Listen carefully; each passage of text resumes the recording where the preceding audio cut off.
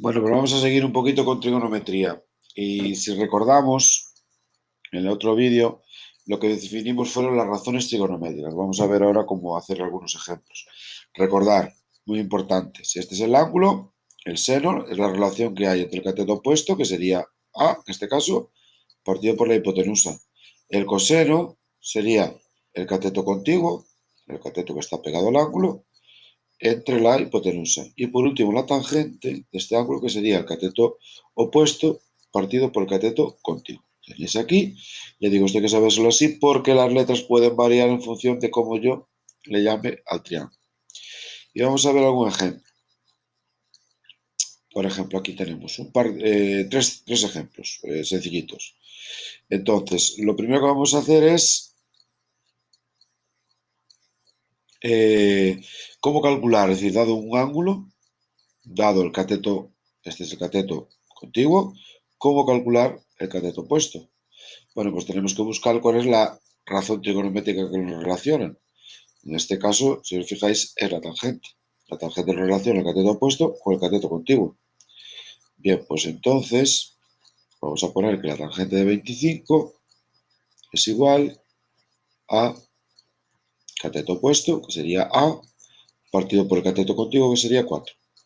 Y ahí ya puedo calcular cuánto vale el lado A, simplemente multiplicando 4 por lo que valga la tangente de 25, que eso se hace con la calculadora. A mí me da 4 por tan 25 igual a 1,86. Os debería dar lo mismo. Comprobarlo, si nos da, avisarme a mí porque a lo mejor tenéis mal configurada la calculadora.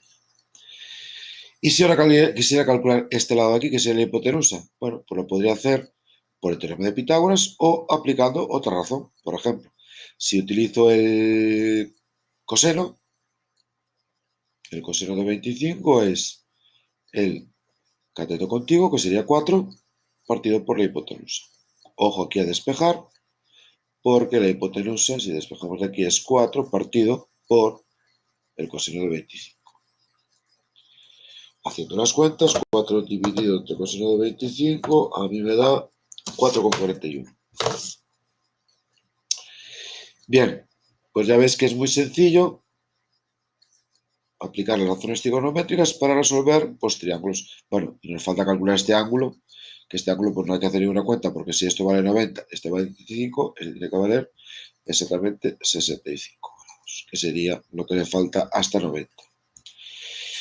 Bueno, aquí tenéis otro ejemplo muy parecido al anterior, ya no lo voy a hacer. Y aquí tenéis otro que es un poquito distinto, porque aquí no nos da ningún ángulo, sino que nos dan dos lados.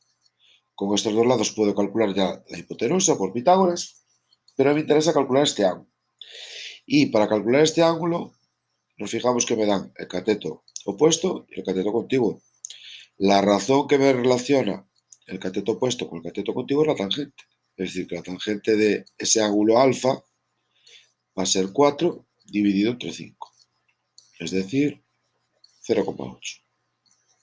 Entonces, lo que tengo que tratar es de averiguar cómo calculo el ángulo cuya tangente vale 0,8. Y para eso se hace con la función inversa de la calculadora. La calculadora, si pulsáis la tecla Shift, que algunas calculadoras pone Shift, ahí a la izquierda, en la parte superior, ¿vale? Y le dais a tan, la calculadora realmente suele poner esto, tan elevado a menos 1. Eso quiere decir que está haciendo el arco tangente, está calculando el ángulo cuya tangente vale 0,8. Entonces, probar a hacerlo, le dais a Shift, tangente, metéis 0,8 y eso os va a dar un ángulo de 38,65. El ángulo siempre nos da en decimal, es decir, da 38,65, etcétera, ¿vale? Grados.